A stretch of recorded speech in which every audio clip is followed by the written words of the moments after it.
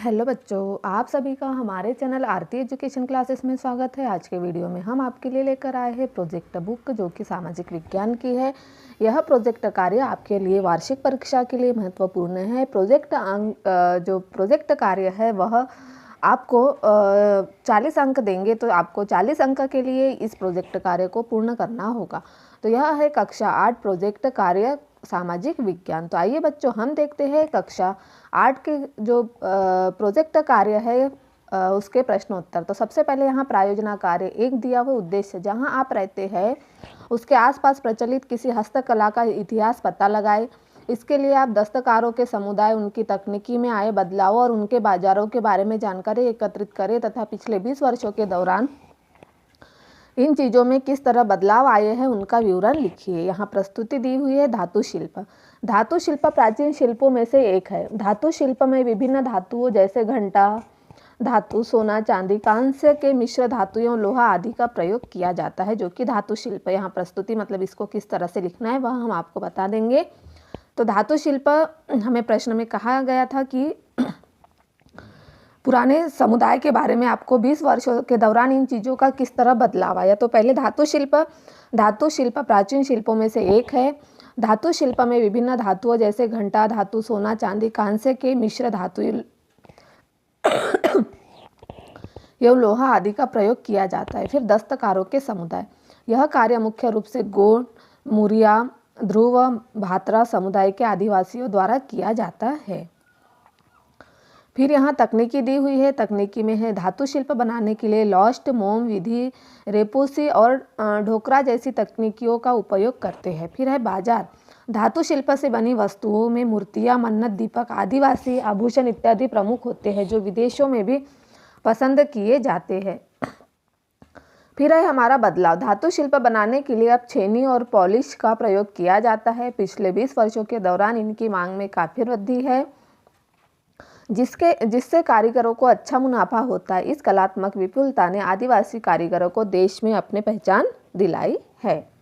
अब हम देखते हैं अगला कार्य। जो अगला प्रश्न है हमारा प्रोजेक्ट कार्य का, उसमें देखिए क्या दिया हुआ है। उद्देश्य, भारत के स्वतंत्रता संग्राम में भाग लेने वाले कम से कम 3 स्थानीय स्वतंत्रता सेनानियों के बारे में पता कीजिए। उनके चित्र व उनके संबंधित जानकारी संकलित कर नाम, जन्म तिथि, जन्म स्थान, स्वतंत्रता आंदोलन में उनके द्वारा किए गए कार्य एल्बम तैयार कीजिए। यहाँ प्रस्तुति हमारे स्वतंत्रता सेनानी।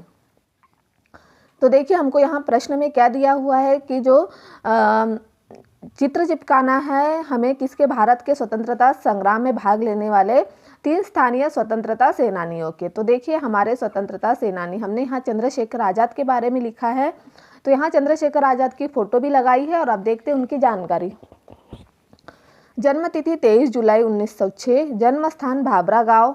स्वतंत्रता आंदोलन में योगदान, इन्होंने कानून भंग आंदोलन में योगदान दिया था। आज़ाद ने काकोरी षड्यंत्र 1925 में सक्रिय भाग लिया और पुलिस की आंखों में धूल झोंककर फरार हो गए। फिर इन्होंने अल्फ्रेड पार्क इलाहाबाद में 1931 में रूस को बोल्शेविक क्रांति की तर्ज पर समाजवादी क्रांति का आह्वान किया।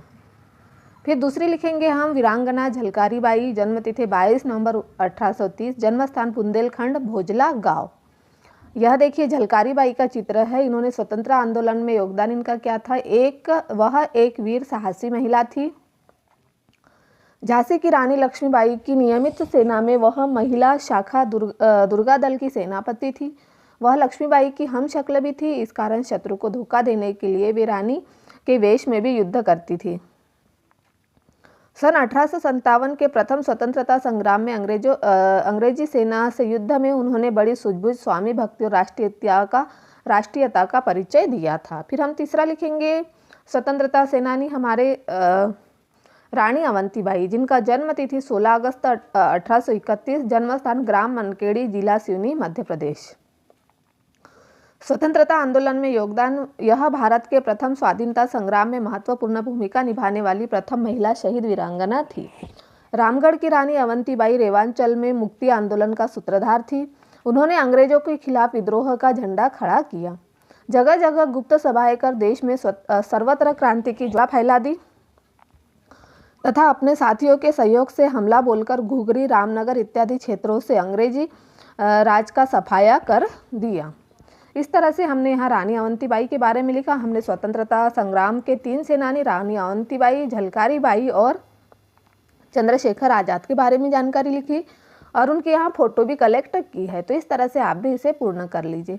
फिर है प्रायोजना कार्य 3। उद्देश्य, किसी स्थानीय ऐतिहासिक भवन इमारत का परिवेशी उपलब्ध सामग्री से मॉडल बनाए। प्रस्तुति देखिए, इसका उत्तर हमें क्या कहा गया है, किसी स्थानीय ऐतिहासिक भवन इमारत का परिवेशीय उपलब्ध सामग्री से मॉडल बनाए। ग्वालियर किला, ग्वालियर किले का निर्माण 8वीं शताब्दी में किया गया था। 3 वर्ग किलोमीटर के दायरे में फैले इस किले की ऊंचाई 35 फीट है। यह किला मध्यकालीन स्थापत्य के अद्भुत नमूनों में से एक है। यह गोपांचल नामक छोटी पहाड़ी पर स्थित है। लाल बलुए पत्थर से निर्मित यह किला देश के सबसे बड़े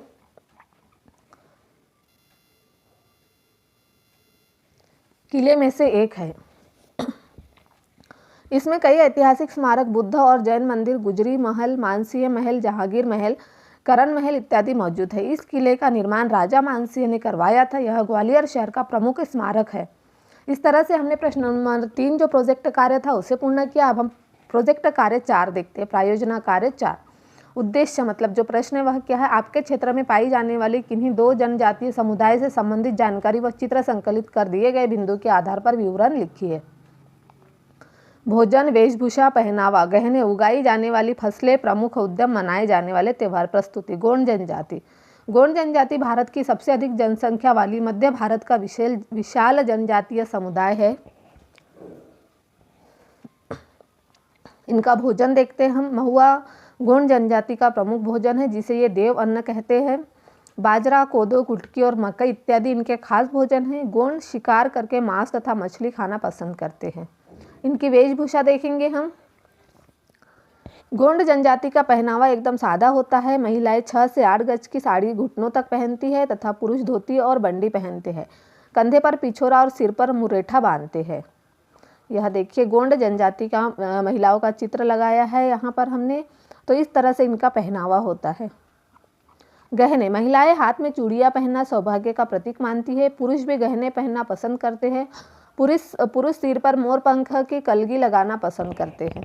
इसकी फसलें, झूम खेती करते हैं। इसमें मुख्यतः बाजरा, आलू, मक्का, चावल इत्यादि की फसलें उगाते हैं।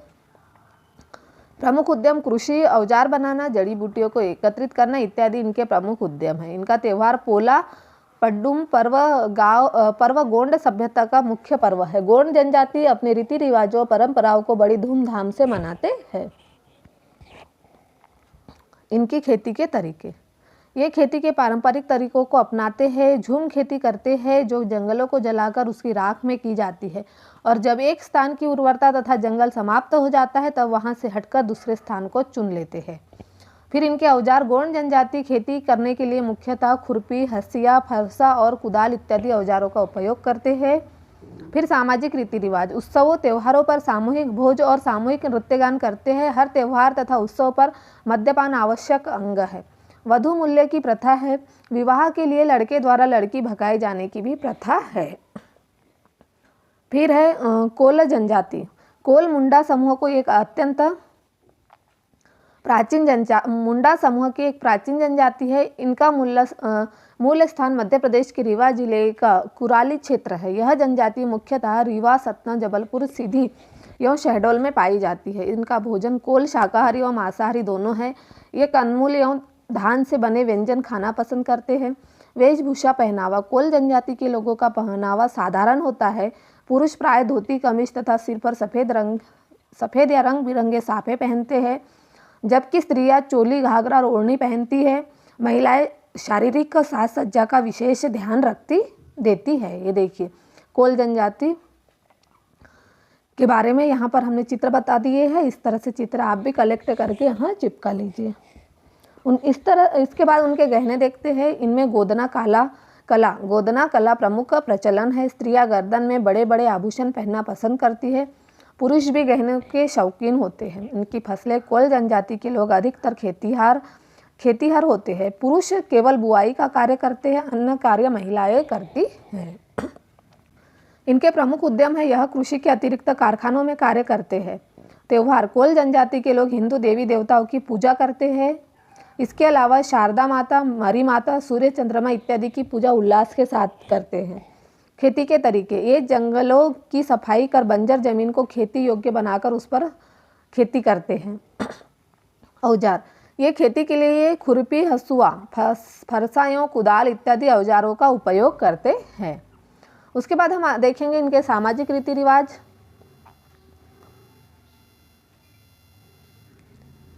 कोल जनजाति में पंचायत का अत्यंत महत्व होता है, जिनके निर्णय को सभी लोग मानते हैं। ये संगीत के शौकीन होते हैं। ये समगोत्रीय विवाह वर्जित मानते हैं। वधु मूल्य की परंपरा है। अब हम देखेंगे हमारा प्रयोजना कार्य 5।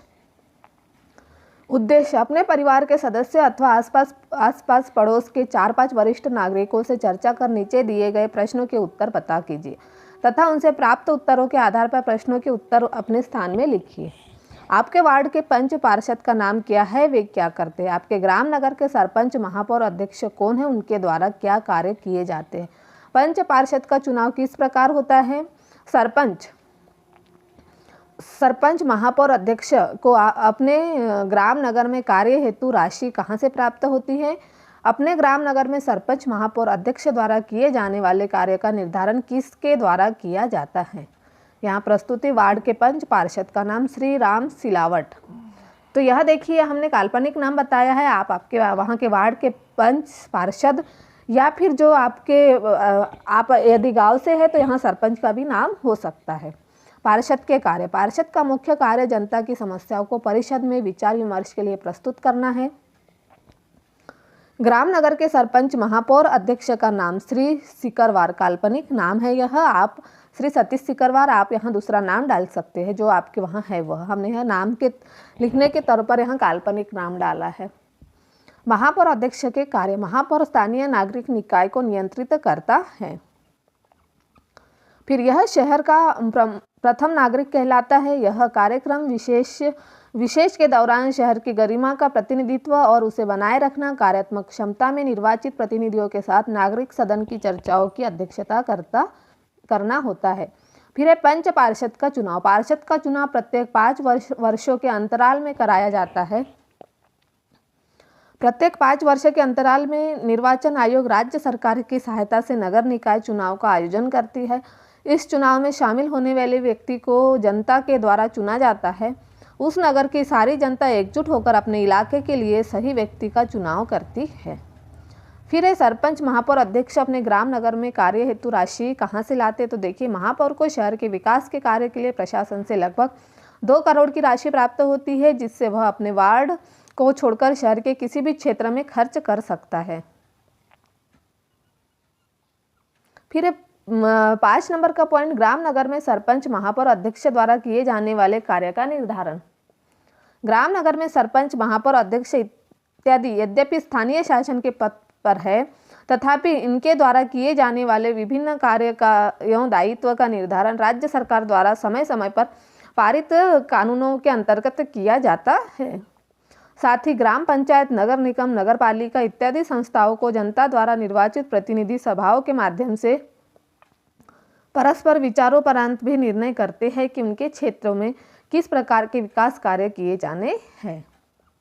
तो इस तरह से जो हमारा प्रोजेक्ट कार्य था उसके पूरे 5 प्रश्न हमने यहाँ पर बता दिए हैं। आपको किसी 5 प्रश्नों में से किसी एक प्रश्न पर कार्य करना है और इस तरह से आप इसे पूर्ण कर लीजिए और आपकी वार्षिक परीक्षा के लिए प्रोजेक्ट कार्य तैयार कर लीजिए, ताकि आपको प्रोजेक्ट कार्य के 40 अंकों में से 40 अंक प्राप्त हो सके।